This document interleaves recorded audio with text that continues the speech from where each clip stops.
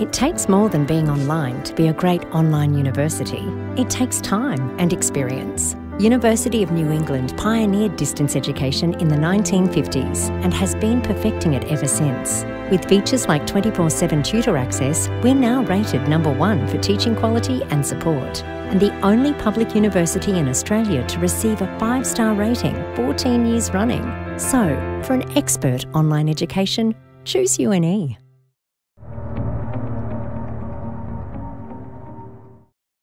Hello all, my name is Sujana Adapa. I am an associate professor and interim head of UNE Business School at the University of New England. In this short video, I would like to share some thoughts on the COVID-19 pandemic effect on the status of some products in the supermarkets and the irrational consumer behavior. Coronavirus spread affected global markets, and as per the Organization for Economic Cooperation and Development, the rapid spread of coronavirus stalled the economic growth in many countries. AC Nielsen, a marketing research group, has prepared a report and classified countries on the basis of the number of COVID-19 cases and identified threshold levels. As per this report, countries like Belarus are preparing for the pantry preparation, whereas countries like Sweden, Ethiopia, and Kenya are preparing for quarantine levels, and countries such as Australia, USA, Malaysia, and India have the relaxed restrictions, and China is living the new normal. The global pandemic resulted in disruption that caused not only the panic buying but the stockpiling of supermarket shelves and limited the community's access to much needed items.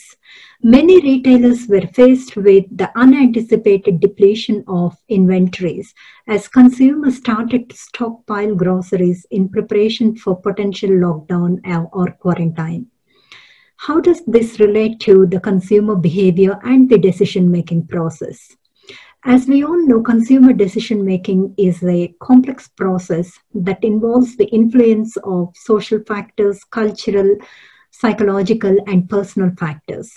However, a combination of external and internal factors trigger the behavior of the consumers.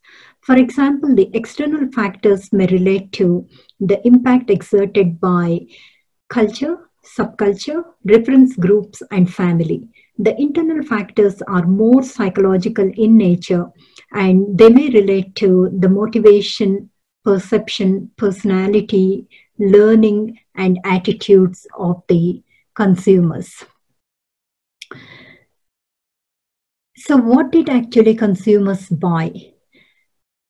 The market research groups indicated that consumers saw unprecedented demand and purchased products such as toilet rolls, hand sanitizers, rice, pasta, flour, frozen foods, and snacking items. What did the retailers actually do? The retailers started to ration the popular items to smoothen the spikes. For example, in the UK, Tesco supermarket removed multi-buy promotions and limited 3 items per customer on every product line. In Australia, the major supermarkets such as Woolworths and Coles increased price on some products that were in short supply. Reports indicate there was a 40% increase in supermarket spending in New Zealand. In Malaysia, the weekly hand sanitizer sales have gone up like anything.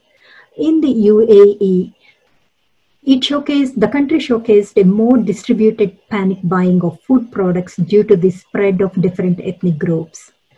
A few weeks on into COVID-19 pandemic, we now see toilet rolls and food items like pasta and rice return to the supermarket shelves. Why did this happen?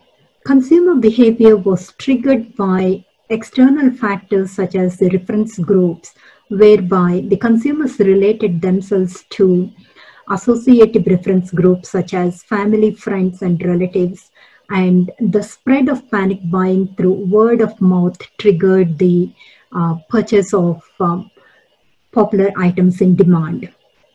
The internal psychological factors raised the anxiety levels of the consumers. The consumers were worried about the risk, the fear of unknown, and uncertainty. The result is the irrational panic behavior, stockpiling, and price gouging. How did the regulators respond to this situation? For example, in Australia, ACCC, Australian Competition and Consumer Commission, brought in an interim ruling to coordinate the supermarkets with suppliers, transport and logistics, as well as the manufacturers. This is mainly to ensure fair supply of the products and equitable distribution of products to all consumers living in Australia. However, the ACCC also mentioned that it cannot prevent or take action to stop the excessive buying. Whilst I shared information on products, supermarkets, and consumer behavior, the service sector is the most affected by the COVID-19 pandemic. Universities are no exception. As UNE is the leader in the online delivery, we have transitioned all our teaching and learning activities seamlessly. We recognize students as the co-creators of the content, and our business subjects provide a holistic understanding of the impact of disruption to theory and practice. The demand for qualified business professionals is growing faster than ever. Our courses equip students with necessary skills, competencies, and knowledge useful to effectively navigate disruptions, be job ready, or accelerate their career trajectories. Thanks for listening, and I'll catch up with you later in the next video with much more exciting content. Bye for now.